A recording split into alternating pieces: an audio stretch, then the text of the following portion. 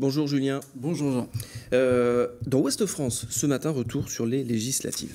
Et oui, dans vos journaux, c'est l'heure du débrief de ce premier tour des législatives. On commence par Ouest France qui nous raconte, qui nous donne le récit de cette vraie soirée d'enterrement à la mairie de Nantes dimanche soir. L'enterrement évidemment du PS que nous raconte Philippe Gambert.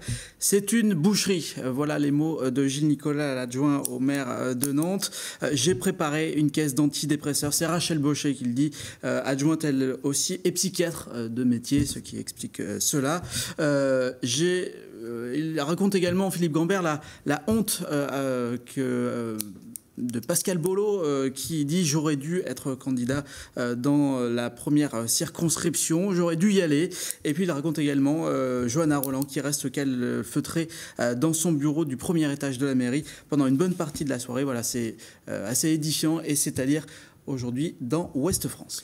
Et toujours dans la presse nantaise, du côté de Presse Océan, le portrait d'un des grands perdants de ce premier tour, hein, Rimbourg. Oui, Dominique Rimbourg, dans Presse Océan, qui se confie pour le PS Rimbourg, la vie continue. La vie continue, mais le coup a été malgré tout rude pour le député sortant de la 4e circonscription, battu dès le premier tour. Et il raconte ce SMS reçu hier matin, lundi matin, par un député Les Républicains. « Je perds mon meilleur ennemi ».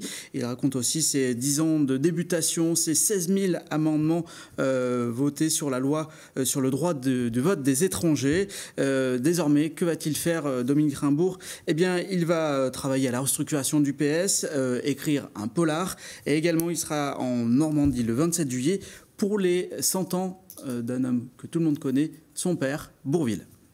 Un nom qui fait vibrer les supporters nantais, Ranieri. Oui, Ranieri, le gros coup du FC Nantes. Voilà la une de Presse Océan ce mardi matin. Étienne Kiss nous raconte avec honnêteté que la semaine dernière, quand il a entendu Valdemar Kita sur le plateau de CNews évoquer la possibilité de recruter le coach italien, eh bien, tout le monde a souri, lui compris. Mais finalement, en une semaine, les choses ont changé. Celui qui ne devrait toutefois pas avoir le sourire, c'est le comptable du FC Nantes. Selon les sources de Étienne Kiss, ça devrait coûter 7 millions d'euros par an au FC Nantes d'avoir Ranieri comme coach. Et Ouest France qui s'en va du côté de Piriac.